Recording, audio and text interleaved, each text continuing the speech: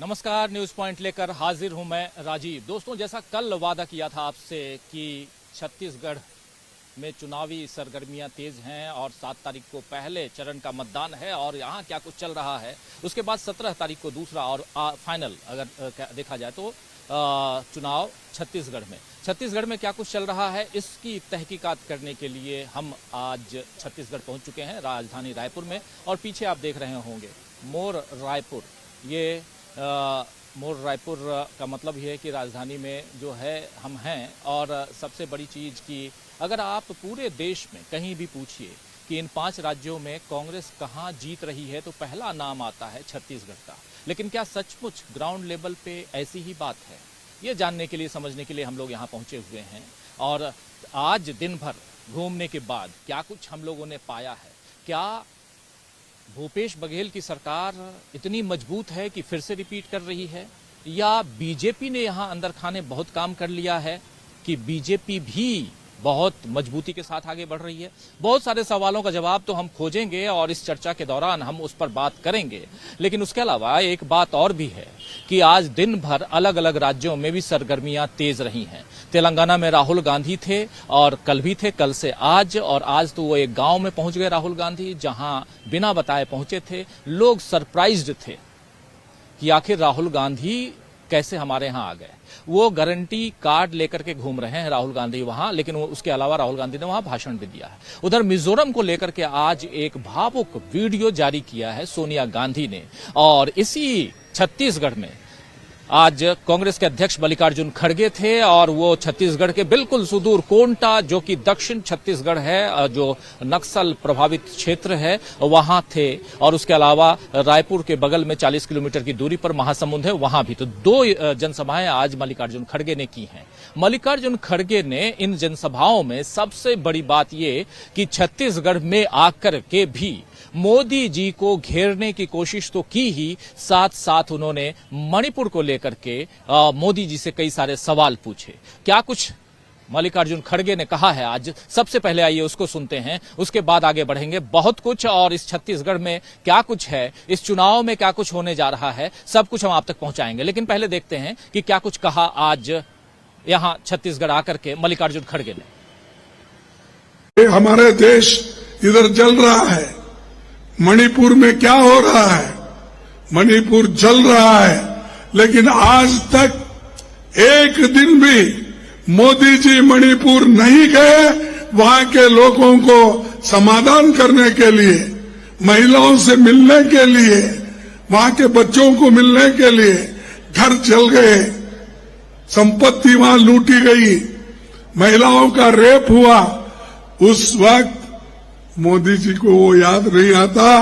अभी गांव-गांव फिरते हैं वोटों के लिए, आपके पास भी आएंगे, लेकिन मणिपुर नहीं जाएंगे किसी का दुख पूछने के लिए, दर्द पूछने के लिए। तो ऐसा प्रधानमंत्री देश में है जो गरीबों के बारे में कुछ सोचता नहीं, सिर्फ सोचता एक ही है कि वोट लेने के लिए कहां जाना, कहां भाषण करना। दूसरा, इतने देश उन्होंने फिरे, इतने फॉरेन कंट्रीज को गए, लेकिन जहां दंगे होते, फसाद होते, लूट होते, वहां पर जाकर समाधान करने की शक्ति उनमें नहीं है।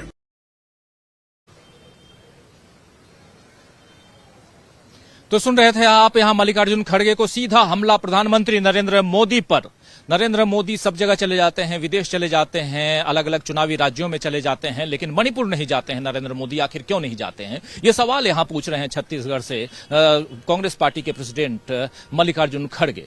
और अपनी पार्टी के प्रचार में और उनके साथ साथ भूपेश बघेल जो मुखिया हैं, सीएम हैं छत्तीसगढ़ के इस वक्त, वो भी उनके साथ लगे हुए। और आज प्रेस कॉन्फ्रेंस भी की है कांग्रेस पार्टी ने। जयराम रमेश खुद दिल्ली से चले आए और उन्होंने यहां से ही प्रेस कॉन्फ्रेंस भी की। तो बहुत गतिविधियां यहां चल रही हैं। इसके साथ साथ छत्तीसगढ़ की जब बात कर रहे हैं तो एक इंफॉर्मेशन और दे दूं कि कल यहां चुनाव के दौरान पहली बार, चुनाव की घोषणा के बाद पहली बार प्रधानमंत्री नरेंद्र मोदी आ रहे हैं।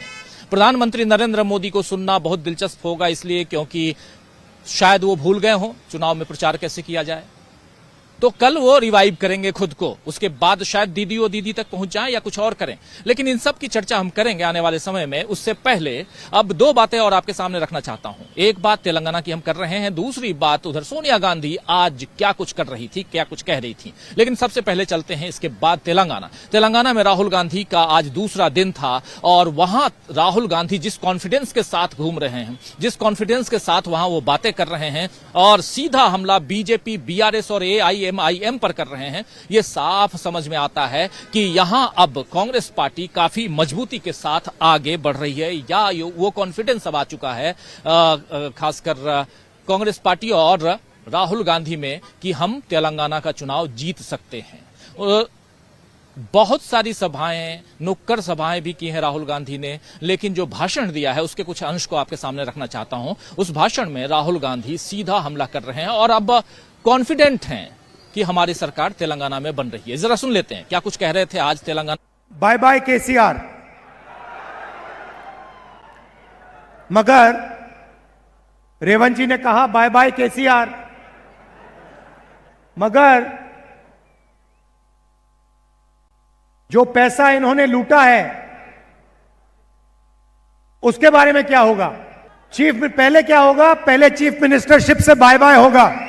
उसके बाद जो केसीआर जी ने तेलंगाना की जनता से पैसा लूटा है उसके बारे में सवाल पूछे जाएंगे।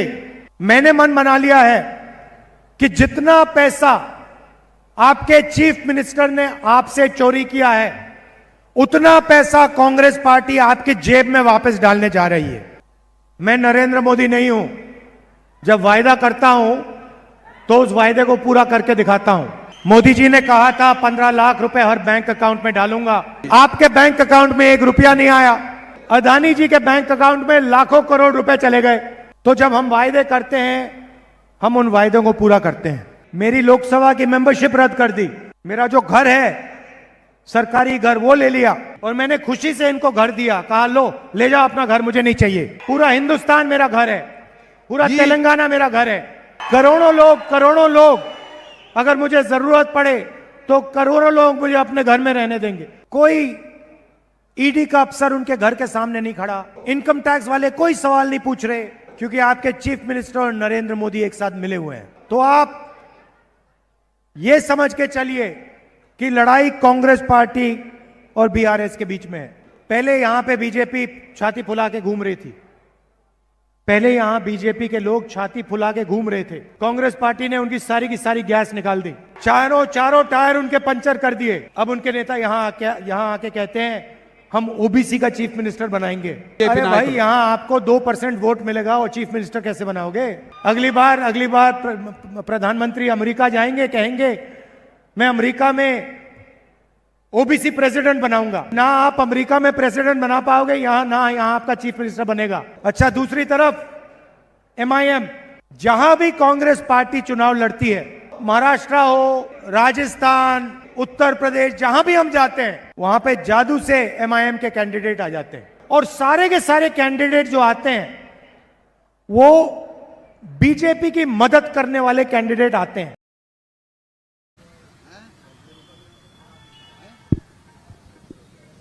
तो आप सुन रहे थे यहां सीधा हमला प्रधानमंत्री नरेंद्र मोदी पर, बीआरएस पर। और मैं प्रधानमंत्री नरेंद्र मोदी नहीं हूं जो वादे करता हूं लेकिन पूरा नहीं करता हूं। आपकी जेब में 15 लाख रुपए आए क्या? यहां से लेकर आप देखिए कि सीधा अमेरिका में जाएंगे प्रधानमंत्री नरेंद्र मोदी और कहेंगे कि मैं आपके यहां ओबीसी राष्ट्रपति बना दूंगा।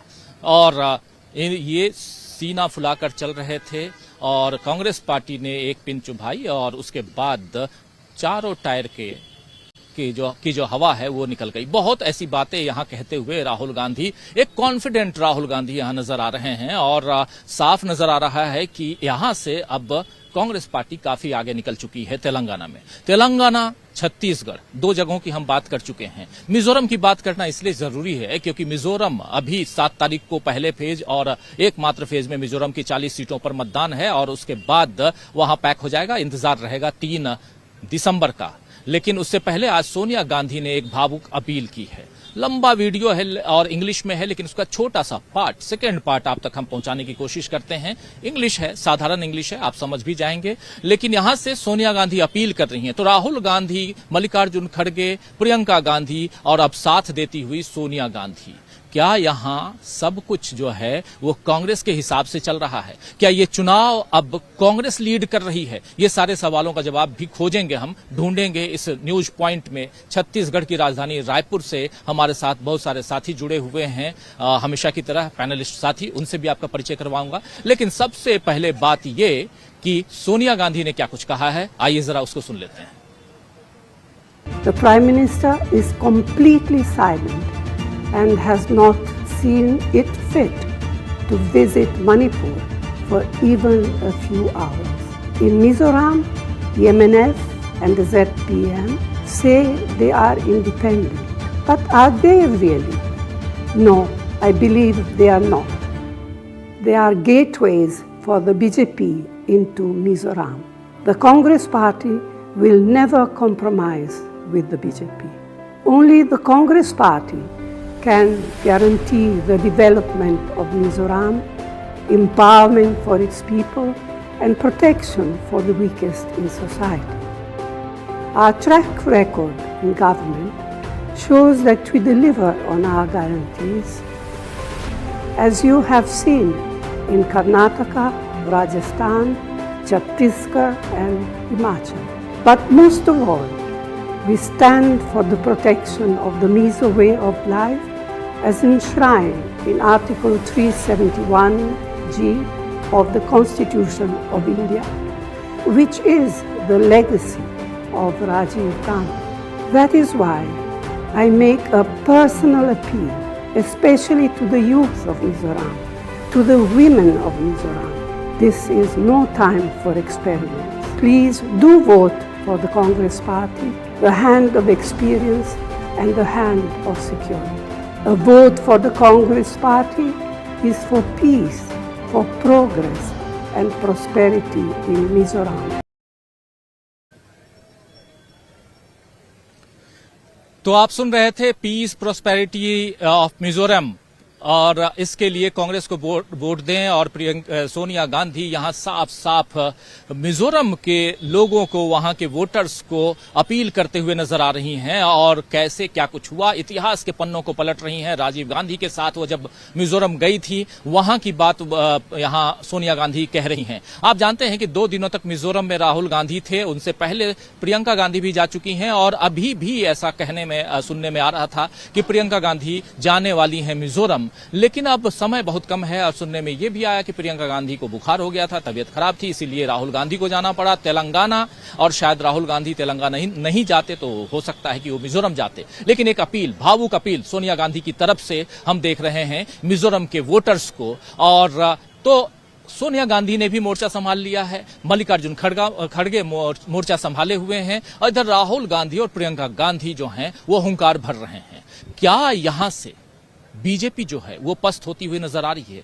क्या इन दोनों ने, राहुल ने, प्रियंका ने, सोनिया ने, चौकरी कह लें तो, क्योंकि अब सोनिया गांधी भी आ गई हैं, इन सब ने बीजेपी की हालत खराब कर दी है? बहुत सारे सवाल हैं। और इसके साथ साथ क्या बीजेपी के बुरे दिन की शुरुआत हो चुकी है? ये इसलिए क्योंकि 2023 का ये चुनाव है और इसके बाद 2024, और कल अगर सब कुछ ठीक रहा, अभी तक जो कहा जा रहा है कि मोदी जी यहां कांकेर, जो बस्तर का एक एरिया है, कांकेर आने वाले हैं। और क्या वो वहां आएंगे? अगर आते हैं तो मोदी जी का चुनाव की घोषणा के बाद पहला भाषण होगा, पहली सभा होगी, रैली होगी। बहुत सारे सवाल खोजेंगे, उसका जवाब भी ढूंढेंगे। हमारे साथ कुछ वरिष्ठ साथी जुड़े हुए हैं। यहां रायपुर में हमारे साथी प्रशांत टंडन जी जुड़े हुए हैं। प्रशांत जी, आपका स्वागत करता हूं। थोड़ा और आप पास आ जाइए जी। और उधर स्टूडियो में हमारे साथ कुछ और वरिष्ठ साथी जुड़े हुए हैं, हमेशा की तरह। जरा स्टूडियो में भी हमारे तमाम साथी जो जुड़े हुए हैं उन सबको लेके आइए। और देखिए, हमारे साथ प्रोफेसर अखिल स्वामी जी जुड़े हुए हैं, हमारे साथ मीनू जैन जी जुड़ी हुई हैं, हमारे साथ सुनील शुक्ला जी जुड़े हुए हैं, हमारे साथ डॉक्टर दीपक पाचपोर जी जुड़े हुए हैं और अमलेंदु उपाध्याय जी जुड़े हुए हैं। सीधा आना चाहता हूं प्रोफेसर अखिल स्वामी जी आपके पास। छत्तीसगढ़ की राजधानी का दर्शन करवा रहा हूं आप लोगों को। आप वहां हैं लेकिन यहां हम हैं और ग्राउंड जीरो पे जो कुछ चल रहा है और वो तमाम बातें आप तक तो हम पहुंचा ही रहे हैं, लेकिन साथ साथ राहुल गांधी, सोनिया गांधी, प्रियंका गांधी, इन सब की चर्चा हम बार बार कर रहे हैं और चर्चा हम प्रधानमंत्री नरेंद्र मोदी की भी कर रहे हैं। जरा स्वामी जी आपसे समझूं कि यहां से कहां जाते हुए देख रहे हैं आप चुनाव को। आज पहली तारीख है। एक बात और रख दूं दोस्तों, स्वामी जी आपके पास आने से पहले माफी चाहूंगा, थोड़ा सा 1 मिनट और लेना चाहूंगा। दोस्तों आप जानते हैं कि आज छत्तीसगढ़ का स्थापना दिवस भी है, फाउंडेशन डे ऑफ छत्तीसगढ़। और ये छत्तीसगढ़ जो है ये 23 साल का हो गया, नौजवान है। और 23 साल के इस छत्तीसगढ़ में 15 साल कांग्रेस नहीं बल्कि बीजेपी की सरकार रही। शुरुआती 3 साल और उसके बाद 5 साल कांग्रेस की सरकार रही और अब अगले 5 साल की तैयारी चल रही है। तो इन 23 साल के छत्तीसगढ़ में क्या कुछ होगा, क्या कुछ हुआ है, ये सब पर भी हम चर्चा करेंगे। सीधे स्वामी जी आप तक आना चाहता हूं, आपसे समझूं कि यहां से राजनीति किस दिशा में जाती हुई दिखाई दे रही है।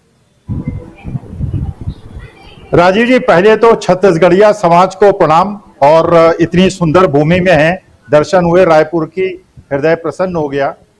देखिए, जो हम लोग राजीव जी पिछले 2-3 महीने से चर्चा कर रहे हैं, हम देख रहे हैं कि जैसे जैसे चुनाव पास आता जा रहा है, कांग्रेस की ट्रेंड लाइन ऊपर की तरफ जा रही है और बीजेपी तिरोहित होती जा रही है। जैसे हम लोग एक पॉलिटिकल लैंग्वेज में एक शब्द को यूज किया करते थे, कारपेट बॉम्बिंग करती थी बीजेपी। इस बार स्थिति यह है कि बीजेपी के शीर्षस्थ नेता राजनीतिक चुनाव प्रचार से पता नहीं कहां नदारद हो गए और कांग्रेस की तरफ से बिल्कुल चतुष्कोणीय एक प्रकार का प्रचार प्रसार हो रहा है। देखिए, जो लोग, और देखिए ये समाज के अलग अलग वर्गों को रिप्रेजेंटेटिव करने वाले लोग, जो सोनिया जी का आज ये संबोधन है मिजोरम के लोगों को, जो लोग अपने देश के, क्योंकि भारतीय समाज में, हमारे धर्म में, हमारे देश की संस्कृति और सभ्यता है, हमारे देश में जो बहू ब्याह कर आती है वो हमारी हो जाती है। सोनिया जी इस देश में आई, सोनिया जी ने इस देश की सभ्यता और संस्कृति को अंगीकार कर लिया। देश के कितने भी महिलाएं ऐसी होंगी जो शायद भारतीय संस्कृति सभ्यता का उतना परिपालन नहीं करती होंगी जो उन्होंने किया। आज उनकी अपील एक बहू की अपील है, एक उसकी एक पत्नी की अपील है जिसने देश के लिए जान दी, उस बहू की अपील है जिसकी सास ने इस देश के लिए जान दी, और दूसरी तरफ जो बेटियों को प्यार करते हैं, जो बेटियों को प्यार करते हैं, उनके लिए प्रियंका गांधी जनता से संबोधन कर रहे हैं।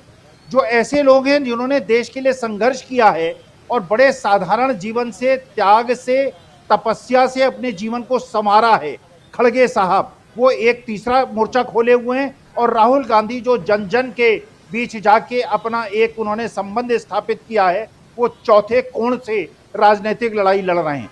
देखिए, एक चीज और राजीव जी आप देखिए, बड़ी अच्छी चीज है, वो ये है कि जैसी स्थिति गुरु की है वैसे ही स्थिति शिष्या की है। शिष्य नहीं, शिष्या कह रहा हूं मैं। मोदी जी ने, यशस्वी प्रधानमंत्री मोदी जी ने एक अपील की थी कि YouTube को सब्सक्राइब करो और मेरे चैनल को देखो। उस बेचारी शिष्या को, जो शेरनी, उसके भक्त, हमारे देश के भक्त कहते थे कि वो शेरनी है, जिसको Z+ सिक्योरिटी मिली थी, 20-20, 25-25 पुलिस वाले जिसे सिक्योरिटी देते थे। और जब ये संसद भवन का उद्घाटन हुआ तो वहां विशेष अतिथि के रूप में गई। आज टेलीविजन पे आके रो रो के कह रही है कि मेरी तेजस पिक्चर देख लो। राजीव जी, स्थिति ये है, देखिए ये वर्ल्ड रिकॉर्ड है। तेजस पिक्चर को देखने के लिए नाम भी ले लीजिए स्वामी जी, स्वामी जी नाम ले लीजिए। तेजस, तेजस, वो नहीं, उस शिष्या का नाम ले लीजिए। कंगना रनौत, कंगना रनौत, कंगना रनौत, कंगना रनौत रो रो के टेलीविजन पे आके बेचारी कह रही है, भैया मेरी पिक्चर देख लो, और मेरी पिक्चर देख लो। जैसे मोदी जी कह रहे हैं मेरे चैनल को सब्सक्राइब कर लो, उनकी शिष्या कह रही है मेरी पिक्चर को देख लो। देखिए, यही भक्तों का हाल होगा। देखिए, जिन जिन ने देश के अंदर तानाशाही का साथ दिया है, जिन जिन ने देश के अंदर धार्मिक विद्वेष का साथ दिया है, जिन जिन ने जो लोकतंत्र है भारत का और मेरी सभ्यता और संस्कृति पे आघात किया है, उनका यही हाल होगा। उनकी पिक्चर कोई नहीं देखेंगे। बाकी जो भक्तगण हैं, जो पूछते थे आम काट के खाना है या चूस के खाना है, उनका भी यही हश्र होगा। देखिए, इस देश में वही सरवाइव करेगा जी। इस देश के लोग उसी को प्यार करेंगे जो देश के अंदर एकजुटता को स्थापित करेंगे। और जो सोनिया जी ने आज कहा है, देखिए मिजोरम की जनता जिस प्रकार का स्वागत उन्होंने राहुल गांधी का किया था और जिस प्रकार का स्वागत मध्य प्रदेश और छत्तीसगढ़ के अंदर प्रियंका गांधी का हुआ है, और खड़गे साहब जिस प्रकार से, मैं राजीव जी आपको बता रहा हूं, चुनाव जैसे जैसे नजदीक आ रहा है बीजेपी पिछड़ती जा रही है, कांग्रेस बढ़ती जा रही है। अभी चुनाव में समय बाकी है। स्थिति ऐसी होगी जो लोकतंत्र के लिए, देश की धर्मनिरपेक्षता के लिए, देश की एकता और अखंडता के लिए बहुत शुभ संकेत होगी। मेरी देश की जनता अपने देश की सभ्यता, अपने देश की बहू को, जिसने इस देश के गौरव को इतने पुराने समय तक और अपने बच्चों को संबल देके बड़ा किया है और इस तरह से सहनशील बनाया है कि वो जनता के गरीब वर्ग के साथ जाके बैठ सकता है, खाना खा सकता है। तो ये समाज बिल्कुल एकजुट है और पूरा देश एकजुट है, 142 करोड़ एकजुट है। और जो इसको तोड़ेगा वो लोकतांत्रिक रूप से, बिल्कुल संवैधानिक रूप से जनता के सामने से हटा दिया जाएगा। जी बिल्कुल, बहुत सारी बातें आगे भी हम करेंगे। आप जो बातें कह रहे हैं मल और कंगना रनौत की बात भी आप कर रहे थे, प्रधानमंत्री नरेंद्र मोदी की बात हो रही है। आप देखिए, चाहे सोनिया गांधी हो, चाहे राहुल गांधी हो या मल्लिकार्जुन खड़गे हो, तीनों ने आज प्रधानमंत्री नरेंद्र मोदी का जिक्र किया है और करें भी क्यों नहीं, क्योंकि चुनाव में उन्हीं के नाम पर तो बीजेपी चुनाव लड़ रही है। आप याद कीजिए कि क्या आज की तारीख में राजस्थान में बीजेपी ने किसी को मुख्यमंत्री पद का चेहरा बनाया है? नहीं बनाया। छत्तीसगढ़ में किसी को मुख्यमंत्री पद का चेहरा बनाया है? बिल्कुल नहीं बनाया है। और ऐसा ही मुख्यमंत्री अभी वहां मौजूद वर्तमान मुख्यमंत्री मध्य प्रदेश शिवराज सिंह चौहान, उनका नाम भी मुख्यमंत्री पद के रूप में सामने नहीं आ रहा है। इतना ही नहीं, प्रधानमंत्री तो अब अपने मंच से उनका नाम लेना भी उचित नहीं समझते हैं। आना चाहता हूं सीधा मीनू जैन जी आपके पास, क्या कुछ आप देख रहे हैं मीनू जी? जी, आप बहुत अच्छी पॉजिटिव खबर दे रहे हैं रायपुर से, और वहाँ तो आज शायद उत्सव का सा माहौल होगा, क्योंकि आज छत्तीसगढ़ डे भी है। आज ही के दिन बना था छत्तीसगढ़ राज्य, तो छत्तीसगढ़ वासियों को बड़ी हमारी तरफ से बहुत बहुत शुभकामनाएं। और वो अब एक ऐसी सरकार लाएं जो कि उनके बुनियादी मुद्दों को एड्रेस करे। तो ये जो मैं किसके जो कह रही हूँ वो शायद छत्तीसगढ़ की जनता बड़े आराम से समझ रही होगी। देखिए, जो आप छत्तीसगढ़ से खबर दे रहे हैं और जो और जगह से भी मिल रही है हम लोगों को सोशल मीडिया के जरिए, उससे तो ये लगता है कि भाजपा को काफी मशक्कत करनी पड़ रही है इस बार। जो कि हर बार ये कहा जाता था कि मोदी का चेहरा आया, मोदी जी आएंगे, रैली करेंगे और तस्वीर बदल देंगे। अभी सबसे पहले आप मिजोरम में ही ले लीजिए। आज सोनिया गांधी जी ने जो अपील की है, उस अपील वो बड़ी मार्मिक अपील है। और आप देखेंगे कि सोनिया गांधी ने उसमें आर्टिकल, संविधान की धारा का जिक्र किया है 371G। 371 की जो धारा है वो नॉर्थ ईस्ट के स्टेट से रिलेटेड है और 371 खासकर मिजोरम के। तो उन्होंने वहां जो इम्पोर्टेंट बात कही है, जो कि जिसका डिटेल अगर मैं दर्शकों को समझाऊं, तो उन्होंने कहा है कि जो मिजोरम वे ऑफ लाइफ है, मिजो वे ऑफ लाइफ है, उसकी रक्षा की जाएगी। जो कि इस वक्त जो इस देश की जो डाइवर्सिटी है, उसमें चाहे मिजो हो, तमिल हो, मलयालम हो या कश्मीरी हो, हर किसी के ऊपर इस वक्त आक्रमण है। तो उसको जो एक एश्योरेंस जो दिया है, देखिए मणिपुर में जो हुआ वो भी आइडेंटिटी की वजह से हुआ है, आइडेंटिटी का क्लैश हुआ है वहां पे। और जो मिजो के बारे में सोनिया जी उनको आश्वासन दे रही हैं, तो ये एक बहुत बड़ा उन्होंने आश्वासन दिया है बगैर वहां जाए, कि अगर कांग्रेस की सरकार वहां बनाते हैं आप, तो आपकी जो मिजो वे ऑफ लाइफ है उसकी हम रक्षा करेंगे, और संविधान के अनुसार, क्योंकि संविधान में इसका प्रोविजन किया गया है। तो ये बहुत बड़ी एक आश्वासन है एक बड़े नेता की तरफ से, जो कांग्रेस की सबसे बड़ी नेता मानी जाएंगी आज के समय में सोनिया गांधी। तो वो चीज एक बहुत सोचने वाली बात है, मिजो जनता के लिए बहुत बड़ा संदेश है। मुझे ऐसा लगता है काफी पॉजिटिव इसका इम्पैक्ट होगा। दूसरी बात, तेलंगाना में आज जो राहुल गांधी ने जो अपनी स्पीच दी है, वो काफी फोर्सफुल स्पीच थी, काफी फोर्सफुल थी। और उसमें उन्होंने जो गारंटीज, वो जो सभी जगह ऑलमोस्ट समान सी गारंटी है, लेकिन इसमें एक विशेष गारंटी जो तेलंगाना में उन्होंने दी है, रैयतु भरोसा योजना। उसमें जो भूमिधर किसान हैं उनको, और जो टेनेंट्स हैं जो बटाई पे खेती करते हैं, उसमें उनको 15,000 रुपया प्रति वर्ष देने की उन्होंने जो की है घोषणा।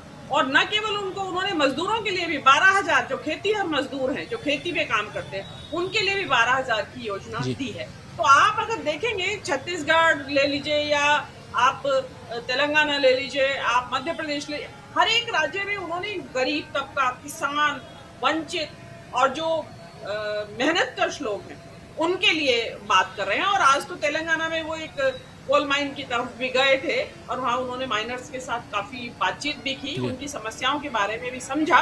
तो एक मैसेज दिया जा रहा है कि जिस तबके को, जो कि इन 9 साल में और गरीब से और गरीब होता चला गया, तो उसकी बात कर रहे हैं कि राहुल गांधी उन गरीबों और पिछड़े और जो दौड़ में पीछे धकेल दिए गए हैं धक्का मारकर, उन लोगों के, भारत के उन नागरिकों के बारे में बात कर रहे हैं कि हम उनकी चिंता करेंगे। तो ये जो देश की जो 80 करोड़ जनता, जिसको कि 5 किलो राशन का मोहताज बना दिया गया है, राहुल गांधी उसको उस मोहताजगी से बाहर लाने की बात कर रहे हैं कि हम आपको सशक्त करेंगे, आपके सशक्तिकरण के लिए वो गारंटी दे रहे हैं। तो वो गारंटीज जो दे रहे हैं जनता, उनको उन्होंने कर्नाटक में भी हाथों हाथ लिया है उन गारंटीज को, और उन गारंटीज को हिमाचल की जनता ने भी हाथों हाथ लिया है। और तीसरी बात एक जो है कि इन सारे ही चुनावों में एक बात जो आ रही है, इस वक्त जनता काफी हद तक अपने बुनियादी मुद्दों पे फोकस्ड है। बाकी की तो आप छत्तीसगढ़ से बताएंगे, आपकी जो वहाँ पे इंटरेक्शन हुआ होगा उसमें क्या हुआ है। लेकिन मुझे ऐसा लगता है कि जनता अगर फोकस हो गई अपने बुनियादी मुद्दों पे, तो इलेक्शन का रुख कुछ और ही होगा, हमारी भी आशा से भी बढ़ के होगा शायद। जी राजीव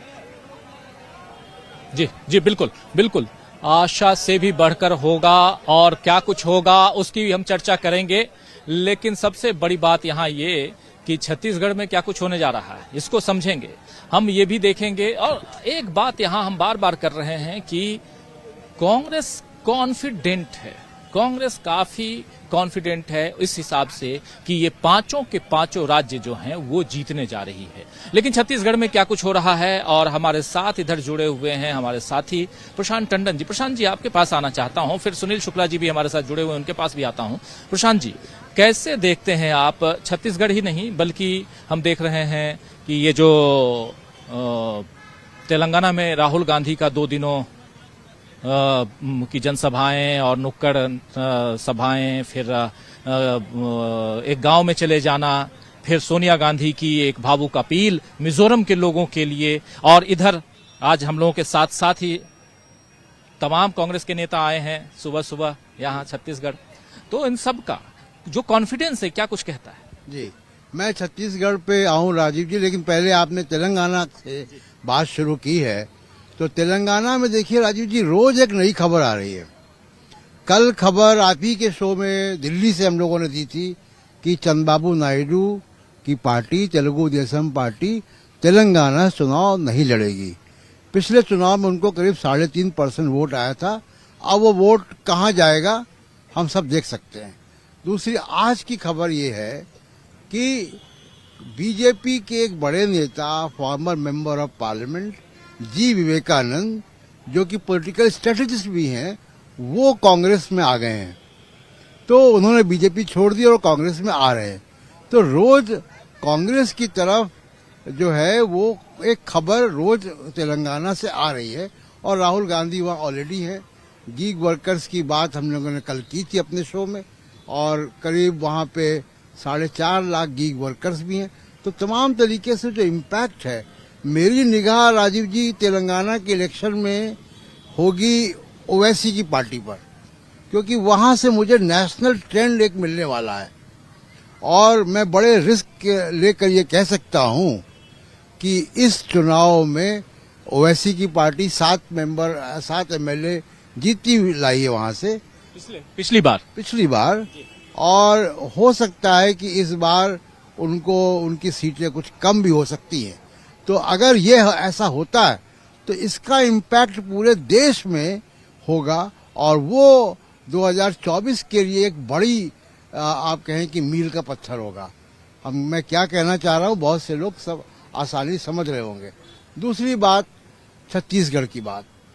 छत्तीसगढ़ राजीव जी बहुत सरप्राइज देता है लोगों को, और खासकर गोदी मीडिया के लोगों को और सर्वे करने वालों को। आपको याद होगा 2018 में एग्जिट पोल तक, मैं सर्वे की बात नहीं कर रहा हूँ, एग्जिट पोल भी बीजेपी की सरकार बना रहे थे। यहाँ हुआ क्या? उल्टा, और केवल उल्टा ही नहीं हुआ, 2/3 मेजॉरिटी से कांग्रेस की सरकार बनी है। अब यहाँ पे क्योंकि कल जैसा आपने शुरू में बताया कि मोदी साहब आ रहे हैं, पहली चुनावी यात्रा, क्या कहने जा रहे हैं? सवाल एक ये भी आता है जो हम लोग पूछ रहे हैं, कई दिन से पूछ रहे हैं कि मोदी साहब प्रचार में क्यों नहीं निकल रहे हैं, और अब वो आए हैं, वो कल क्या कहेंगे, या वो क्या नैरेटिव सेट करना चाहते हैं चुनाव का? क्या वो हिंदू मुसलमान करना चाहते हैं? क्या वो कपड़ों से पहचान देने वाली बात करेंगे? वो क्या बात करने जा रहे हैं, उससे अंदाज लगेगा कि वो बाकी जगह जब प्रचार में जाएंगे तो क्या करेंगे। लेकिन छत्तीसगढ़ में मैं लौटता हूँ, छत्तीसगढ़ में मोदी साहब कांकेर में आ रहे हैं। पहले कांकेर क्या इलाका है? कांकेर यहाँ का ट्राइबल बेल्ट का इलाका है, यहाँ पे 2 ट्राइबल क्षेत्र हैं, सरगुजा और बस्तर। वो बस्तर के इलाके में पड़ने वाला इलाका है।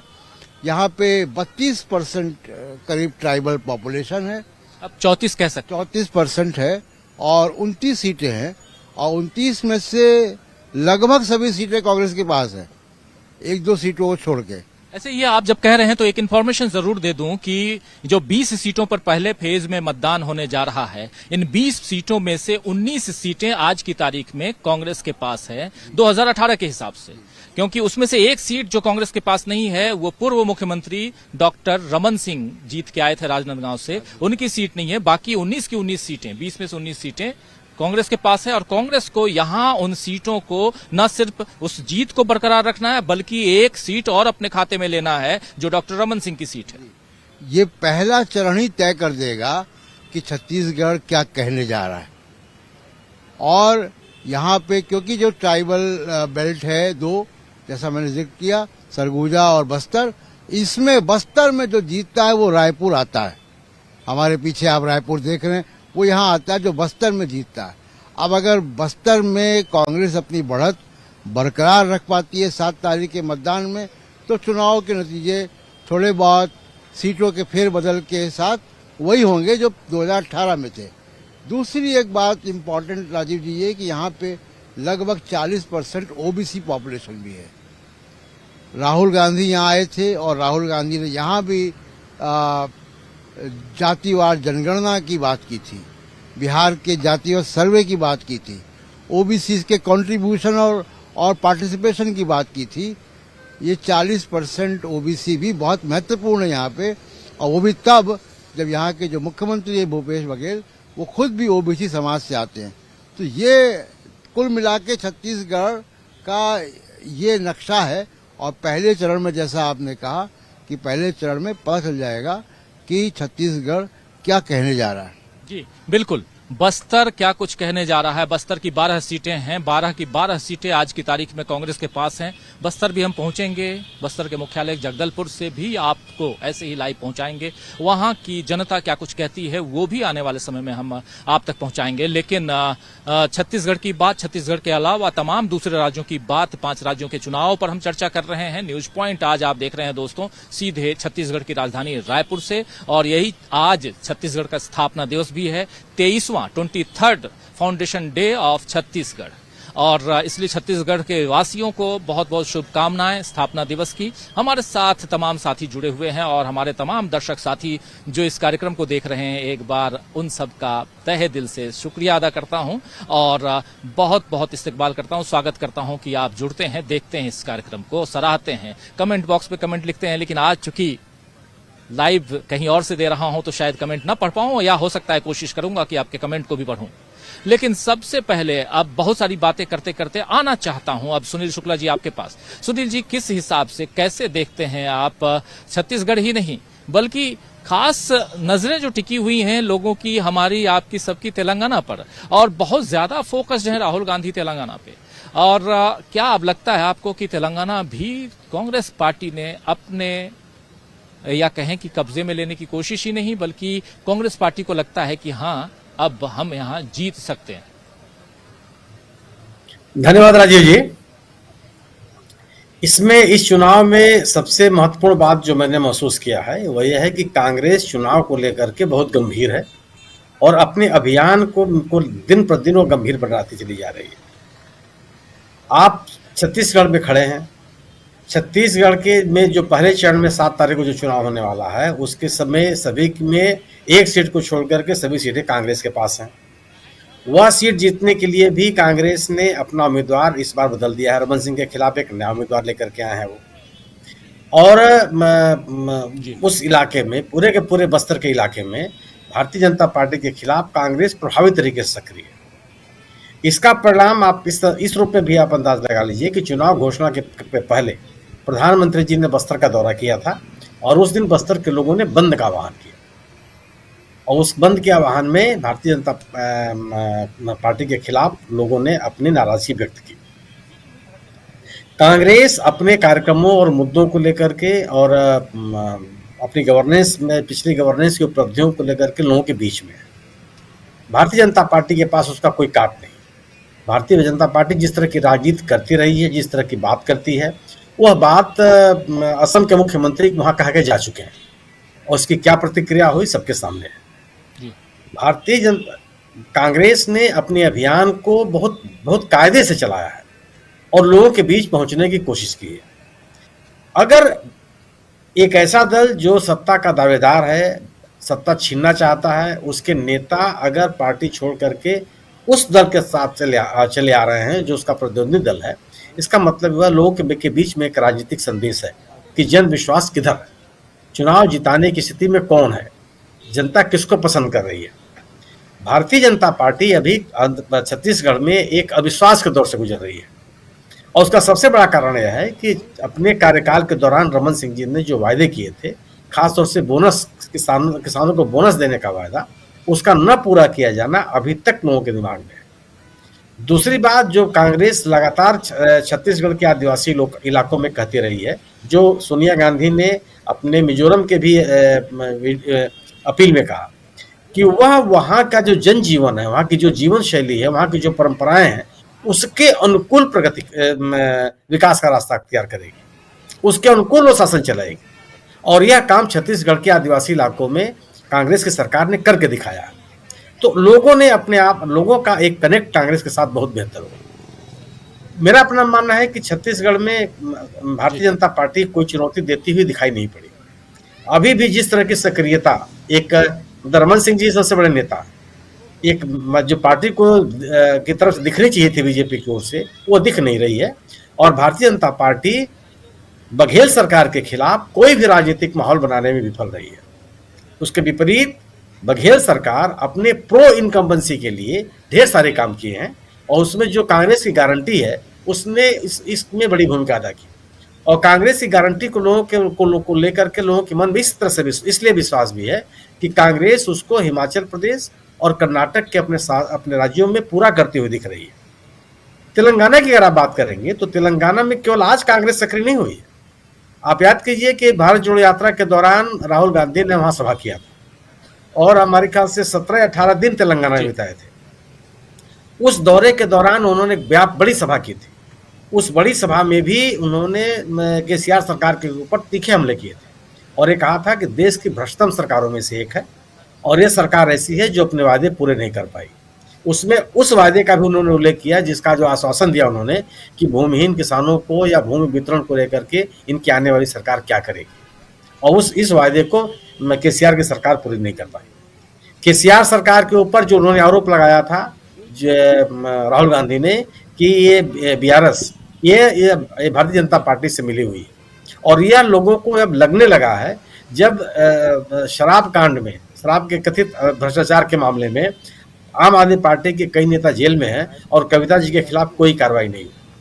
प्रधानमंत्री जी ने भी अपनी सभाओं में जाके बता चुके हैं कि केसीआर एनडीए में शामिल होना चाहते थे लेकिन हमने उनको अनुमति नहीं दी। तो यह जो उनकी बीजेपी के प्रति निकटता है, इस निकटता ने लोगों के मन में एक अलग तरह की नाराजगी पैदा की है। प्रशांत जी ने कहा कि ओवैसी साहब की पार्टी का क्या होगा। ओवैसी साहब की पार्टी का हो चुका है।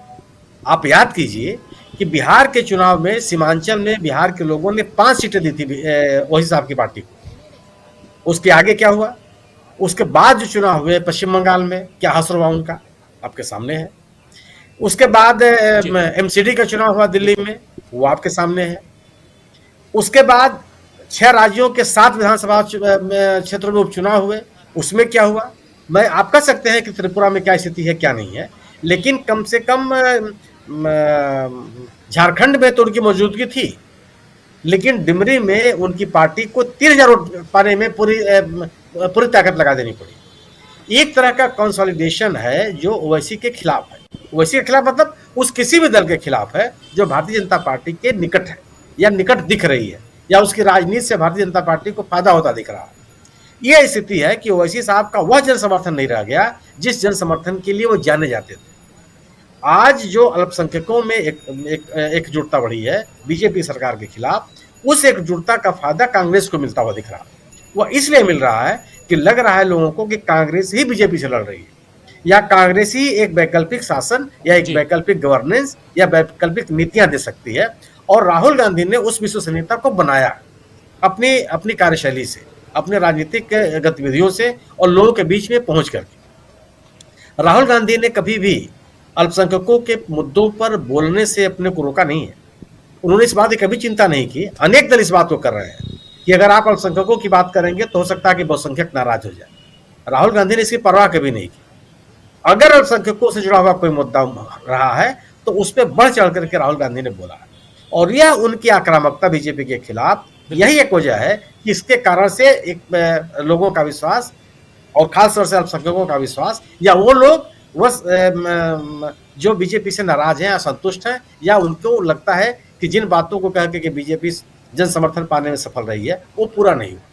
मेरा अपना मानना यह है कि छत्तीसगढ़ में और तेलंगाना, जहां आपने बात की, इन दोनों राज्यों में कांग्रेस अपनी सत्ता को बनाए रखने के लिए छत्तीसगढ़ में और वहां सत्ता को छीनने के लिए जो राजनीतिक ताकत लगानी चाहिए थी पूरी ताकत के साथ हुआ है। और अच्छी बात दिखती है अभी तक, या सर्वेक्षणों में भी बात आई कि लोगों का भी जन समर्थन मिलता हुआ दिख रहा है। अब कोई आप छत्तीसगढ़ में हैं, छत्तीसगढ़ की कितनी भी पार्टियां छत्तीसगढ़ में बीजेपी की कितनी भी पार्टियां घूम रही हैं, आप वहां मौजूद हैं, आपको पता है कितनी पार्टियां हैं जो बीजेपी को मदद करती हुई नजर आ रही है चुनावी राजनीति में, लेकिन लोग उनको स्वीकार नहीं कर रहे हैं, उनके साथ खड़े होने के लिए तैयार नहीं है। क्योंकि आज केवल स्थिति है कि या तो सब बीजेपी के विरोध में लोग हैं या बीजेपी के पक्ष में लोग। बीजेपी के पक्ष के में प्रतिबद्ध मतदाताओं की संख्या है, लेकिन वो इतनी नहीं है कि सत्ता दिला सके। कांग्रेस अपने जन समर्थन को न केवल बढ़ाई है बल्कि अपनी लोकप्रियता में नए मुकाम उसने हासिल किए, और वह केवल और केवल है भारतीय कांग्रेस की अपनी राजनीतिक गतिविधियां, अपने सरकारों के द्वारा उन वादों को पूरा किया जाना जो वह पिछले चुनाव में लोगों को देती रही है। तमाम तरह के आरोप लगाया गया बघेल सरकार के खिलाफ, लेकिन वह कोई जमीन नहीं पकड़ पाया। और आज जो कांग्रेस ने अपनी विश्वसनीयता बनाई है वह केवल इस आधार पे कि वह बीजेपी से के साथ मजबूती से लड़ती नजर आ रही है। राहुल गांधी की जो भी बातें हैं, जो बात कर रहा है वो, और जो उनका बॉडी लैंग्वेज है, आप उसे देख लीजिए। कल उन्होंने जैसे एपीएल के अलर्ट के ऊपर जो बातें कही, वो एक आत्मविश्वास से भरा आदमी कर सकता है कि आप कुछ भी जांच करा लीजिए, मेरा फोन लेके चले जाइए, आप देख लीजिए कि आपको जो जांच करना हो, आपको जो करना हो करते रहिए और मैं वो करूंगा। लेकिन उन्होंने ये भी यार लोगों का आह्वान किया कि आप टेक्नोलॉजी पर डिपेंडेंट मत होइए। जो प्रचार के और लोगों से जुड़ने के परंपरागत तरीके हैं उनको अपनाना पड़ेगा अगर आप इस लड़ाई को जीतना चाहते हैं। और अच्छी बात है कि कांग्रेस उस रास्ते पे चलती हुई दिख रही है। जी बिल्कुल बिल्कुल, कांग्रेस उस राह पर चलते हुए दिख रही है, ये साफ दिखाई दे रहा है। और हम भी जब इधर छत्तीसगढ़ में हैं या तेलंगाना या मिजोरम में या मध्य प्रदेश या राजस्थान की हम बात करते हैं तो कहीं ना कहीं कांग्रेस यहां लीड करती हुई हमें भी नजर आती है।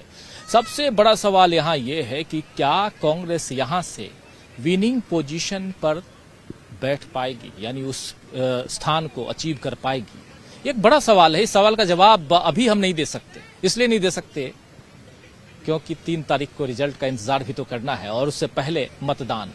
छत्तीसगढ़ के जितने लोग इस कार्यक्रम को देख रहे हैं या दूसरे राज्यों के लोग जहां जहां चुनाव होने हैं 5 राज्यों में, अगर इस कार्यक्रम को आप देख रहे हैं तो एक अपील आप लोगों से जरूर करना चाहूंगा कि मतदान के दिन यानी वोटिंग के दिन जरूर जाइए मतदान करने के लिए और अपने हिसाब से वोट डालकर आइए।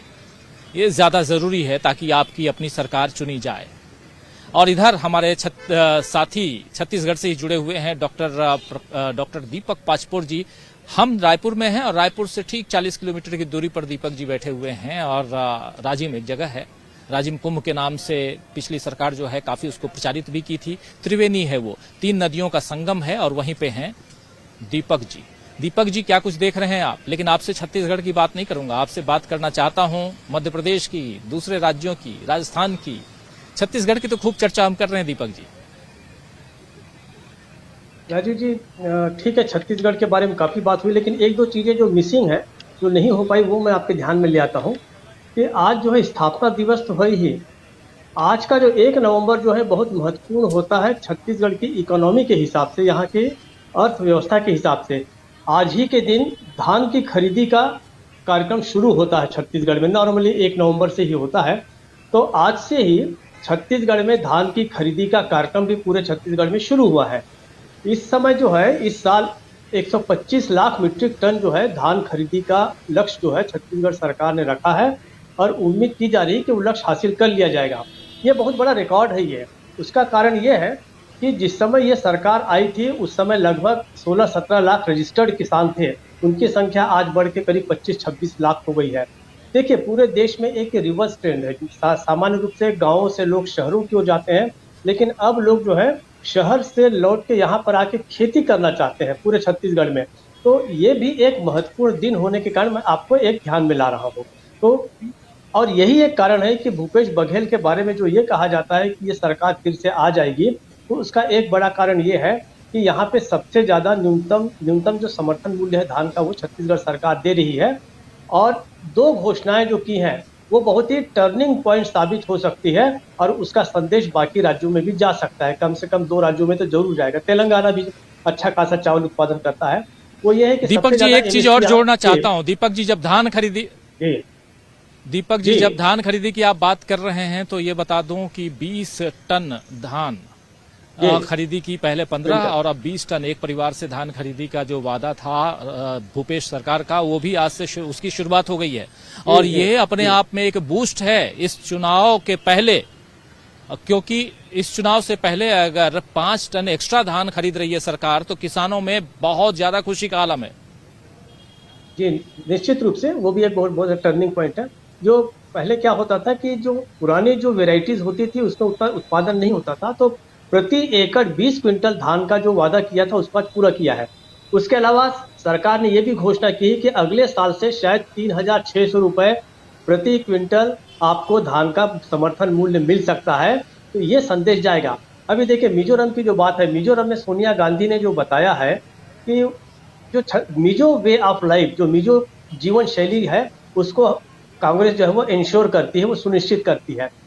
इसका भी संदेश देखिए आप छत्तीसगढ़ से ले सकते हैं। छत्तीसगढ़ में भी इस सरकार ने छत्तीसगढ़ी जो जीवन प्रणाली है, छत्तीसगढ़ के जो लोक पर्व हैं, यहाँ तक कि छत्तीसगढ़िया ओलंपियाड के नाम से हर पिछले 2 सालों से एक बहुत बड़ा ग्रामीण खेलों का आयोजन भी हो रहा है।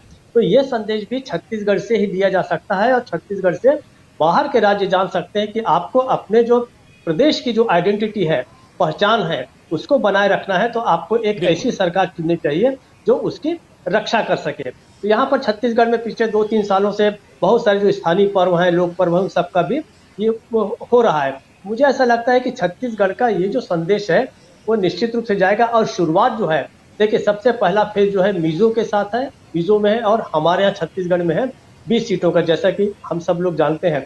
तो ऐसा लगता है कि बस्तर में फिर से जो है एक बहुत ही निर्णायक मतदान जो है वो शायद हो सकता है या होने जा रहा है, ऐसा मुझे लगता है। और इस कांग्रेस की जो सरकार है छत्तीसगढ़ में, वो बहुत यहाँ से उसको ऊर्जा मिलती है छत्तीसगढ़ से, कि छत्तीसगढ़ में जैसी ऐसी मजबूत सरकार बनाई गई है कि जहाँ पर किसी तरह का ऑपरेशन लोटस जैसी किसी भी अलोकतांत्रिक तरीके से सरकार पलटाने, गिराने या अपनी सरकार बनाने के लिए कोई गुंजाइश ही नहीं छोड़ी जाएगी। वो मुझे लगता है कि छत्तीसगढ़ से ये संदेश जाएगा। राजीव जी, अच्छा, केवल एक बात और, केवल आखिरी बात। जी बिल्कुल जी, आखिरी बात। आपको पता है कि एप्पल फोन का जो हैकिंग हुई है बहुत जगह में, आज भूपेश बघेल का फोन जो है वो लगभग 8 घंटे बंद था और उन्होंने आशंका जाहिर की है कि शायद मेरे फोन को भी हैक किया जा सकता है, तो मैं इसको भेज रहा हूँ। और जितने नेताओं के फोन हैक हुए हैं विरोधी दल के, उसमें से यहाँ के उप मुख्यमंत्री, छत्तीसगढ़ के उप मुख्यमंत्री टी.एस. सिंहदेव का भी फोन था, जो कहा जाता है कि उसको भी शायद हैक किया जा सकता है। तो आप सोच सकते हैं कि कितना महत्वपूर्ण स्थान इन दोनों नेताओं ने बनाया है कि अगर विपक्षी दलों के फोन को हैक करने की नौबत आ रही है तो उसे भूपेश बघेल के फोन पर भी नजर हो सकती है। हालांकि भूपेश बघेल ने केवल आशंका जाहिर की है, हम कह नहीं सकते, लेकिन ये भी एक सवाल है। राजीव जी। जी बिल्कुल बिल्कुल, ये भी एक सवाल है। और भूपेश बघेल का फोन अगर 8-10 घंटे बंद रहे तो मुख्यमंत्री का फोन कैसे बंद रह सकता है।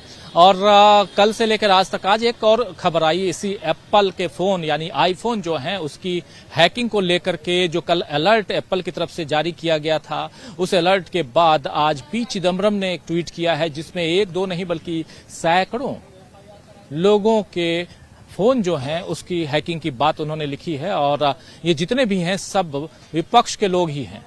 आखिर क्या कारण है कि ये सब विपक्ष के हैं? ये सब जो हैं वो सत्ता पक्ष के क्यों नहीं है? कुछ तो सत्ता पक्ष के होने चाहिए थे। चलिए, फोन हैकिंग की बात, फोन टैपिंग की बात, जासूसी की बात, ये सब पैगासस से लेकर के ये तमाम बातें हम करते रहे हैं, आगे भी करेंगे।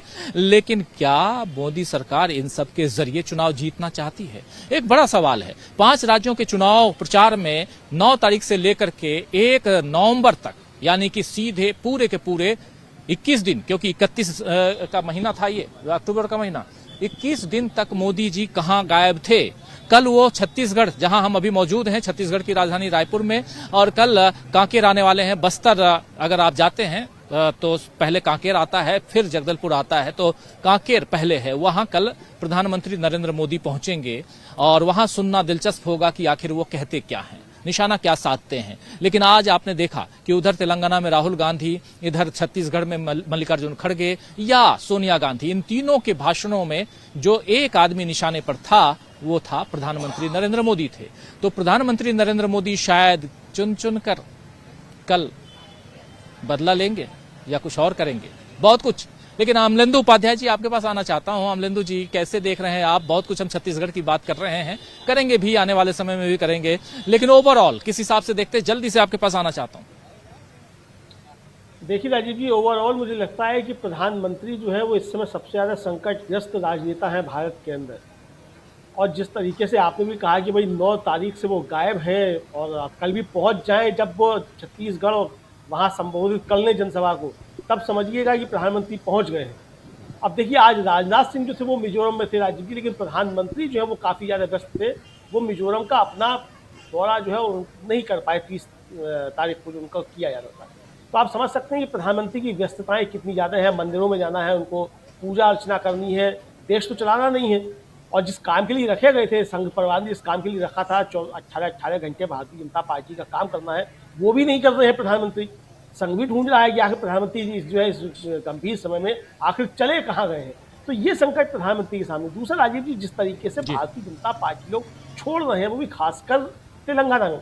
आज जिन जी विवेकानंद का जिक्र किया प्रशांत जी ने, वो जी विवेकानंद जो भारतीय जनता पार्टी की तेलंगाना की घोषणा पत्र की कमेटी थी जो बनाने की, उसके चेयरमैन भी थे।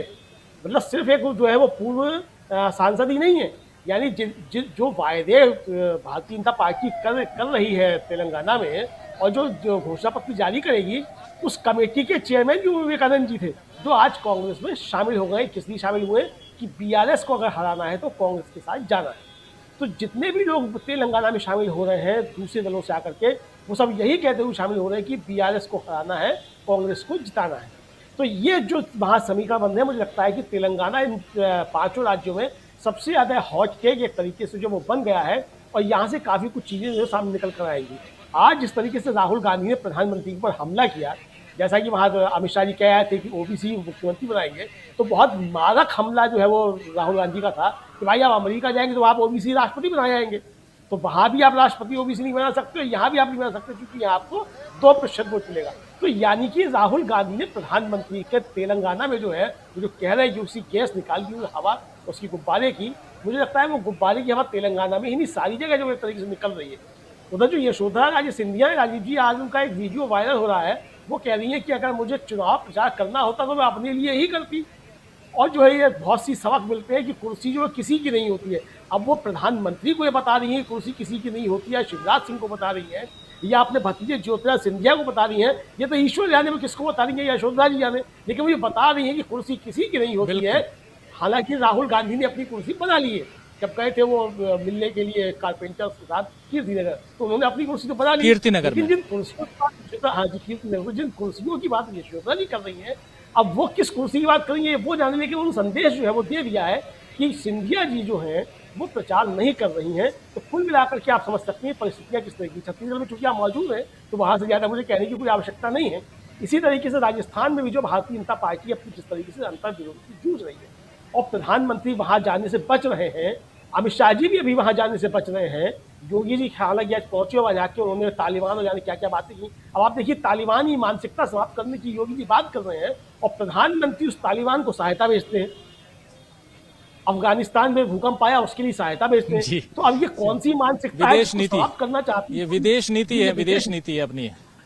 हाँ तो अब ये कौन सी योगी जी, पहले सवाल मुझे लगता है मोदी जी से पूछे, जो मोदी जी इस तालिबान को समर्थन दे रहे हैं पहले उसको रुकवाए योगी जी, तब जाकर के राजस्थान में तालिबानी मानसिकता की बात की राजीव जी। कुल मिला के मुझको ये नजर आ रहा है। जी जी, बहुत सारी बातें हम कर रहे हैं और यहाँ इन सब के इर्द गिर्द हम यही समझने की कोशिश कर रहे हैं कि 5 राज्यों में क्या कुछ होने जा रहा है। लेकिन एक खबर और आपको दे दूं कि आज एलपीजी कॉमर्शियल जो सिलेंडर है 101 रुपये महंगा। आज एक स्पेशल डे और है, आज करवा चौथ भी है और अभी से 2 महीना पहले जब रक्षाबंधन का समय था तो कुछ रुपए कम किए गए थे ऐसे ही सिलेंडर के, गैस के। और उस समय कितने ट्वीट्स, कितनी बातें इस पर हुई थी, कितने इंटरव्यूज महिलाओं के, गृहिणियों के किए गए थे। क्या आज उन लोगों के इंटरव्यू किए गए जिनको पकौड़े तलने की सलाह मोदी जी दे रहे थे? अगर गैस की कीमत बढ़ा दी तो बेचारे पकौड़े भी तो नहीं तल सकते, करेंगे क्या? रोजगार आप दे सकते हैं? नहीं दे रहे हैं। तो रोजगार से लेकर 15 लाख रुपए की बात और ये तमाम बातें तो करते हैं राहुल गांधी, वही बात हम आप तक पहुंचा रहे हैं। एक बार आना चाहता हूं स्वामी जी, कैसे देखा जाए? देखिए, करवा चौथ में कमर्शियल एलपीजी के दाम बढ़ाने की कीमत वो क्या जाने जिनको करवा चौथ का मतलब नहीं पता। तो करवा चौथ का मतलब तो हम लोगों को पता है, हम जानते हैं दाम बढ़े तो समस्या होगी, बाहर खाना खाएंगे तो दाम बढ़ेगा। देखिए, देश की जनता को राजीव जी एक बात और समझनी है। आप देखिए, कर्नाटका के चुनाव के पहले कर्नाटका कितना अशांत प्रदेश था। कभी हिजाब का मसला होता था, कभी वहां पे झटका और क्या होता है हलाल, उसके आंदोलन होते थे। समाज पूरी तरह से कर्नाटका का बटा हुआ था। जब से कांग्रेस की सरकार आई है, देशवासियों को देखना चाहिए, पूरे देश को देखना चाहिए, उदाहरण है। जब से कांग्रेस की सरकार आई है, कर्नाटका के अंदर क्या आपने इस प्रकार के सामाजिक विघटन की और विद्वेष की कोई घटना सुनी है क्या? और दूसरा आप उदाहरण देखिए, महाराष्ट्र के अंदर जहां पे पूरी तरह से शांति थी, कोविड के अंदर उद्धव ठाकरे ने जिस प्रकार से कोविड को हैंडल किया था, एक महाराष्ट्र का मॉडल फेमस हुआ था कोविड के हैंडलिंग के लिए। एक राजस्थान मॉडल की लोग उदाहरण दिया करते थे अशोक गहलोत का। अशोक गहलोत ने किस प्रकार से कोविड का सामना किया था। आज देखिए, यही शिंदे साहब मुख्यमंत्री, आज से 2 महीने पहले जब मनोज पाटिल हड़ताल पे बैठे थे, इन्होंने कहा था हमको 30 दिन दे दीजिए, हम समाधान कर देंगे, हम रिजर्वेशन देंगे। और मनोज पाटिल ने कहा था कि 30 दिन नहीं, आप 45 दिन लीजिए, और नहीं किया। आज वो लड़का जो है वो बिना पानी निर्जल हड़ताल पे बैठा है, स्वास्थ्य उसका बिगड़ता चला जा रहा है। और जबकि महाराष्ट्र सरकार को राजीव जी ये पता है, ये आरक्षण ये नहीं दे सकते, ये आरक्षण दे सकते हैं मोदी जी। मोदी जी जो छोटे छोटे चीजों पे अध्यादेश ले आते हैं, नए कानून ले आते हैं। अगर वहां पे महाराष्ट्र के अंदर इतनी बुरी स्थिति हो गई है कि बसों में आग लगाई जा रही है, विधायकों के घर फूके जा रहे हैं, मेंबर ऑफ पार्लियामेंट, तो क्या उसको मणिपुर बनाना चाहते हैं? महाराज जैसे शांति प्रिय प्रदेश को, जो इतना हमारी आर्थिक जगत का अगर सबसे ज्वलंत उदाहरण है तो महाराष्ट्र है, तो अगर आप 50% के सीमा जो सुप्रीम कोर्ट की है उसको नहीं बढ़ा सकते, तो अध्यादेश लाके उसका संशोधन क्यों नहीं करते? और एक राजीव जी लास्ट बात देखिए, अब ये विश्लेषण करना हम छोड़ दें कि ओबीसी किसे वोट करेंगे, दलित किसको वोट करेंगे, ब्राह्मण ठाकुर किसको वोट करेंगे। मैं परिवर्तन देख रहा हूं लोग धर्म और जाति से ऊपर उठ गए हैं, देश की एकता के लिए वोट कर रहे हैं। और मैं आपको लिख के देता हूं, सवर्ण जाति जो 85% बीजेपी को वोट देती थी, इस बार के चुनाव में 60% कांग्रेस को वोट देने वाली है। बीजेपी को सवर्ण भी वोट नहीं देगा, दलित, आदिवासी, ओबीसी तो नहीं दे रहा, अल्पसंख्यक तो नहीं दे रहा, सवर्ण समाज भी वोट नहीं देगा, क्योंकि सवर्ण समाज के पेट में भी पेट होती है, उसके भी बच्चे होते हैं, उसको भी अपने बच्चे के लिए नौकरी चाहिए, उसको भी अपने बीवी के लिए करवा चौथ के लिए जो पति के लिए व्यंजन वो बनाती है, उसके लिए गैस की जरूरत सवर्ण समाज को भी होती है। सवर्ण समाज इतना मूर्ख नहीं है कि केवल धार्मिक और सामाजिक विद्वेष की वजह से बीजेपी को वोट देगी। 60% सवर्ण समाज के वोट भी इस बार इंडिया अलायंस को मिलने वाले हैं। जी, इंडिया अलायंस 2024 की बात, जैसे ही इंडिया अलायंस की बात हम करते हैं तो 2024 याद आता है, लेकिन उससे पहले 2023 जिसकी चर्चा हम कर रहे हैं। इस वक्त मौजूद हैं हम छत्तीसगढ़ की राजधानी रायपुर में, और यहां से आपको हम आने वाले समय में पल पल की रिपोर्ट पहुंचाते रहेंगे, क्या कुछ चल रहा है। आज की रिपोर्ट हम पहले दे चुके हैं आपको, और आज दिन भर क्या कुछ होता रहा वो भी हम बताते रहे हैं, और उस पर भी चर्चा कर रहे हैं। एलपीजी गैस सिलेंडर कॉमर्शियल जो है वो उसकी कीमत बढ़ गई। आज करवा चौथ है, भाई दूज के दिन, भैया रक्षाबंधन के दिन तो आपने कीमत कुछ कम करके वाहवाही लूटने की कोशिश की थी, लेकिन क्या अब मोदी जी भी मान चुके हैं या मोदी सरकार मान चुकी है कि अब कीमत घटाओ या बढ़ाओ कोई फायदा नहीं होने जा रहा है? ये है या इसका कुछ और कारण है, जरा समझना चाहता हूं। मीनू जी, कैसे देखती हैं आप? जी, नहीं है वो, नजर महिलाओं की अब उस पे है जो उनको मिलने वाला है, जो गारंटीज दी जा रही है। 500 रुपए सिलेंडर की गारंटी 5 स्टेट में दी जा रही है, जो चुनाव के में आ रहे हैं उनमें कांग्रेस 5 स्टेट में गारंटी दे रही है कि हम 500 रुपए प्रति माह सिलेंडर रखेंगे। तो वहां कोई इफ एंड बट ही नहीं है कि भाई इतने का नहीं होगा, या 100 रुपए घटा देंगे या बढ़ा देंगे। तो जनता उसको खरीदेगी जो फिक्स रेट की दुकान है। जनता ये जो फ्लक्चुएटिंग रेट वाली दुकान में नहीं जाती है, जो मोल भाव करे, अभी 100 रुपए और का दे और फिर 200 रुपए का दे थोड़ी देर बाद सामान। पब्लिक और महिलाएं तो खासकर फिक्स रेट की दुकान पे जाती है। तो वो जो फिक्स रेट देगा, जो कांग्रेस जो गारंटी दे रही है वो फिक्स रेट की गारंटी दे रही है, पैसे भी फिक्स दे रही है और सिलेंडर की गारंटी भी दे रही है। तो ये चीज देखिए, महिलाओं का जो आप बार बार कहा जा रहा है कि भाई 50% है, हर स्टेट में है आबादी, 50% आबादी। तो उस महिला को जो फोकस करके जो बात की जाएगी वो वहां पे उसी राज्य का जो मुख्यमंत्री है, उसी राज्य की जो पार्टी है, उसी राज्य में वही पार्टी सत्ता में आने वाली है जिनको की महिलाओं की जरूरतों का और महिलाओं के जो परेशानियां हैं उनका जो ध्यान दिया जाएगा। खाली जबानी जमा खर्च से कुछ नहीं होता है। कल परसों एक मजाक बन रहा था कि कांग्रेस ने गारंटी दी 500 रुपए सिलेंडर की, तो शायद रमन सिंह ने उसके जवाब में बताया हमने की है उज्ज्वला योजना शुरू। अरे भाई, तुम उज्ज्वला योजना शुरू तो कर दी आपने, लेकिन दूसरा सिलेंडर भरवा पाए कि उज्ज्वला योजना वाली महिलाएं? कोई भी नहीं। आपने उल्टे बैकफायर कर दिया अपने ऊपर उस मुद्दे को। तो ये चीज जो इनका चल रहा है महिलाओं के साथ रोलर कोस्टर, 33% आरक्षण का वादा कर दिया, देंगे 10 साल बाद। तो इस तरह की चीजें कोई नहीं खरीदता कि पुरानी जो आगे के प्रॉमिस कर रहे हैं, और प्रॉमिस करने के मामले में मोदी जी फेल रहे हैं। जुमलेबाज का उन्होंने अपना टाइटल अर्न कर लिया है इसके बदले में कि भाई मैं इतने जुमले देता हूं, जो वायदा करता हूं उसको पूरा नहीं करता हूं। इसीलिए तो आज राहुल ने कहा कि मैं मोदी नहीं हूं कि जो वादा करूं और उससे मुकर जाऊं या पूरा ना करूं। मैं वो हूं कि जो वादा करूंगा तो पूरा करूंगा या फिर करूंगा नहीं। तो जो कर्नाटक में उन्होंने वादे किए, वो वादे किए कि जो कि प्रैक्टिकल थे, जिनको कि पूरा किया जा सकता था। ऐसा नहीं कि वादा पूरा ना किया जा सके और 15 लाख का वादा कर लें, 2 करोड़ रोजगार प्रति वर्ष की गारंटी दे दें और उसको बाद में वो पूरा ना कर पाए। तो ऐसे वादों से कोई फायदा नहीं है। वादा वो करें जिसकी की पूरे होने की आपको अनुमान हो, आपके पास गारंटी हो। तो वो चीज मोदी जी जो नहीं कर पाए, उसको अब कांग्रेस ने समझ लिया है कि उन्होंने पूरा गणित बैठा लिया। देखिए, अर्थशास्त्रियों की कांग्रेस के पास कमी नहीं है। तो वो उन सब ने बहुत वेल थॉट आउट जो भी उनका प्रोग्राम्स हैं, जो भी उनकी गारंटीज हैं, जो भी उनके घोषणा पत्र हैं, वो बहुत सोच विचार के पश्चात वो बन रहे हैं और अभी आगे भी बनते रहेंगे। आप और इनका जो 2003 में 3 तारीख को जो रिजल्ट आएगा दिसंबर में, उसमें इसका वो साफ दिखाई देगा। अब राहुल गांधी जो बोल रहे हैं, हमें इतना प्रभावकारी क्यों लग रहा है राहुल गांधी का बोलना? क्योंकि उसके पीछे बहुत सोची समझी रिसर्च बेस्ड है, उसका रिसर्च करके बोल रहे हैं। जो ऐसा नहीं है कि जो मुंह में आया वो बोल दिया। तो वो, और ना उनकी जुमलेबाजी है और ना वो ये चाहते हैं कि भाई पब्लिक मेरे बहकावे में आके मुझे वोट दे दे। सच की जीत, सच बात बोल रहे हैं और सच को पब्लिक खरीद रही है। बुनियादी मुद्दों पे उतरी हुई है जनता अपने। Should I carry on? जी बिल्कुल बिल्कुल बिल्कुल बिल्कुल सही कह रही हैं आप मीनू जी। लाइट की दिक्कत है, यहाँ पे अंधेरा है, लेकिन फिर भी आवाज शायद आप लोगों तक अच्छी पहुंच पा रही होगी। चेहरा खूबसूरत रहे ना रहे, लेकिन आवाज अच्छी होनी चाहिए दोस्तों।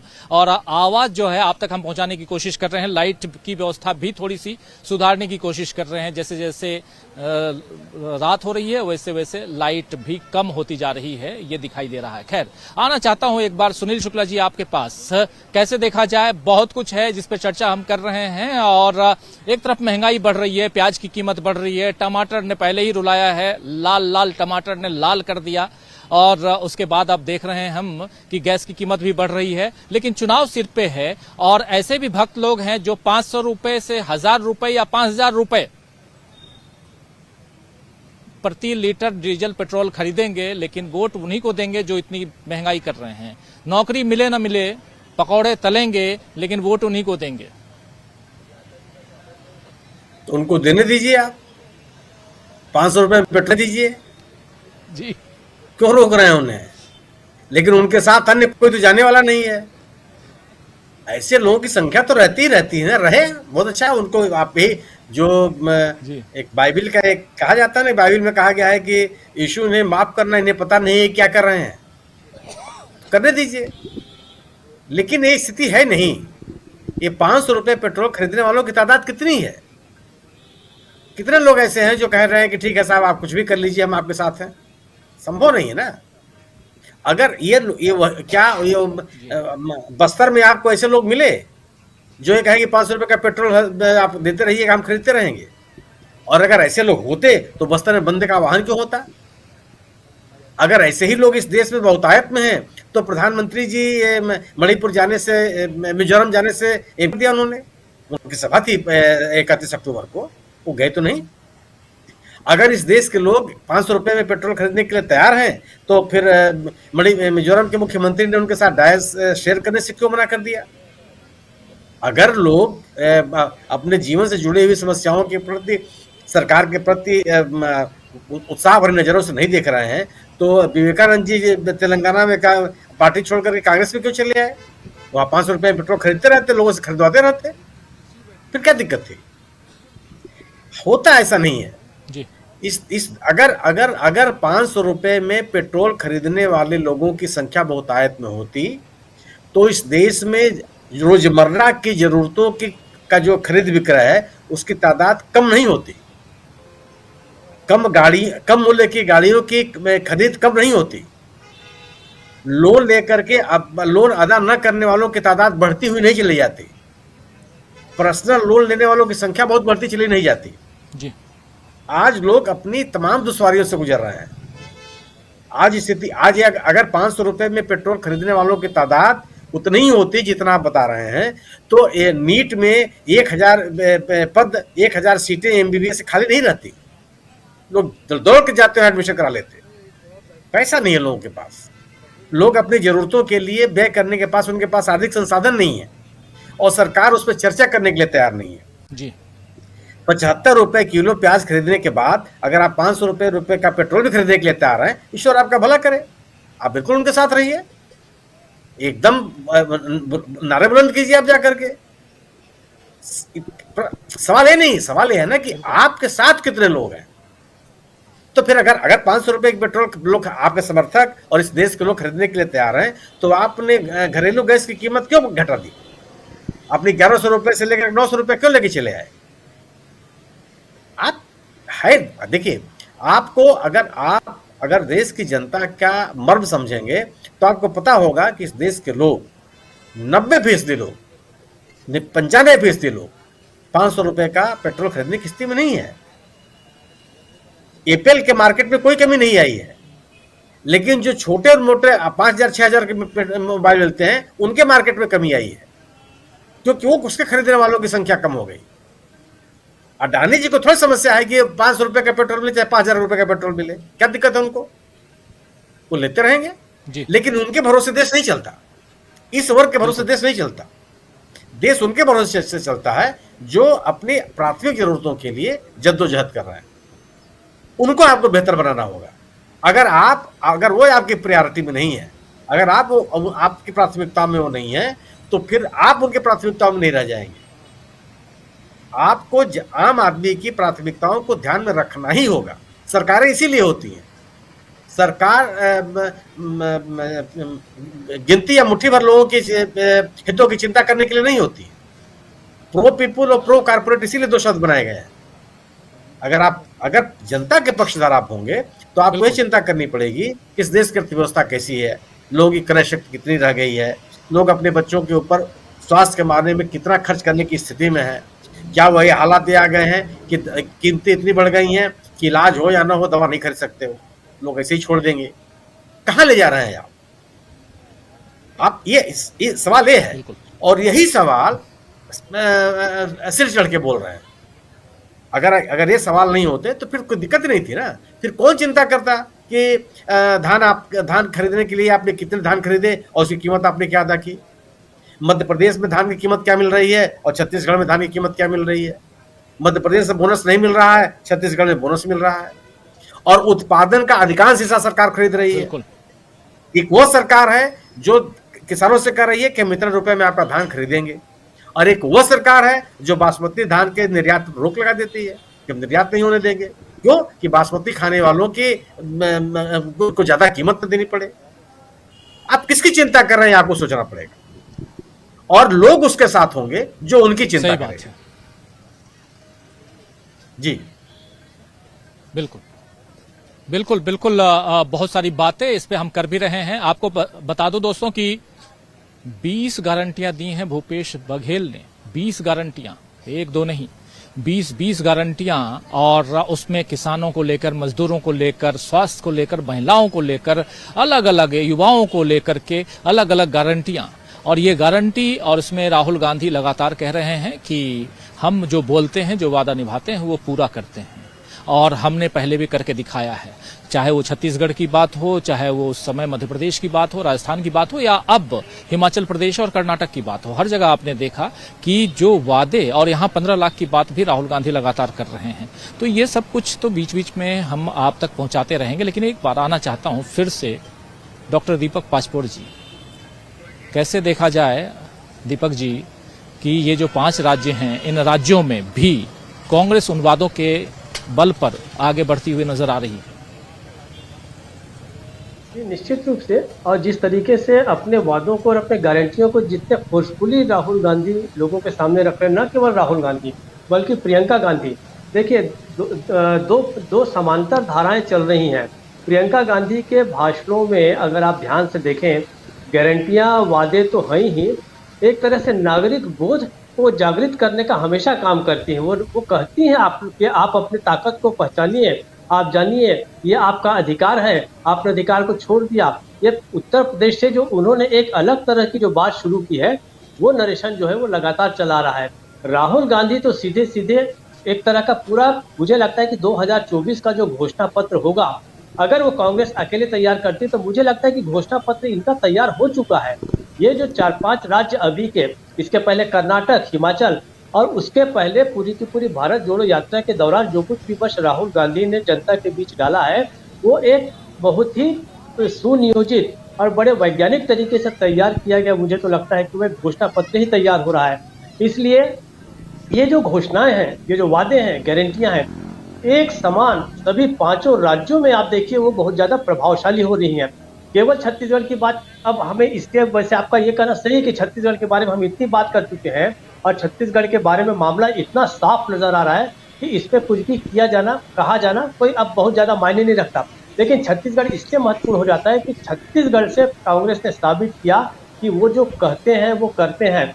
इसी को आगे जो बढ़ाया है वो आप देखिए, जिस समय कमलनाथ कुछ दिनों के लिए जब मुख्यमंत्री थे, उन्होंने किया, उसके बाद गहलोत कर रहे हैं। अब तेलंगाना और मिजोरम की बारी है कि वो इन कांग्रेस के इन वादों को पाने के लिए, इन गारंटियों को पाने के लिए अगर उन्हें चाहिए इस तरीके के अच्छी घोषणाएं, अच्छे काम, तो उन्हें वो तो कांग्रेस को चुनेंगे। एक ही बात, जैसे तेलंगाना में इन्होंने, राहुल गांधी ने ये जो कहा है कि हमने भारतीय जनता पार्टी के चारों टायर पंचर कर दिए, मुझे तो लगता है केवल चारों टायर पंचर नहीं किए, तो उनकी स्टेपनी थी AIMMI उसको भी पंचर कर दिया है। अब असदुद्दीन ओवैसी को ये देखना होगा कि अब तेलंगाना में अगर वो परास्त होते हैं, जिसकी पूरी की पूरी संभावना दिख रही है और वो एक्सपोज भी हो गए हैं, तो उसके बाद वो कहाँ जाएंगे, कौन से चुनावों में जाकर भारतीय जनता पार्टी की मदद करने की कोशिश करेंगे। लेकिन अब लगता है कि वो अपनी इन हरकतों पर निश्चित रूप से खुद ही नियंत्रण करेंगे और उनकी अपनी जो एक सीमा है तेलंगाना के अंदर, वहीं पर वो पंचर हो रहे हैं, भारतीय जनता पार्टी के साथ साथ पंचर हो रहे हैं। तब देखिए आगे क्या होता है। राजीव जी। जी बिल्कुल, पंचर करने की बात हो रही है और किसकी स्टेपनी कौन पंचर कर रहा है, किसके पहिए कौन पंचर कर रहा है, ये तो सब पता चलेगा 3 दिसंबर को जब रिजल्ट सामने आएगा। लेकिन हम 5 राज्यों के चुनाव की बात कर रहे हैं और इन चुनावों में सबसे अहम चुनाव जो है, सबसे प्रमुख रूप से अगर कहें महत्वपूर्ण चुनाव छत्तीसगढ़ का है।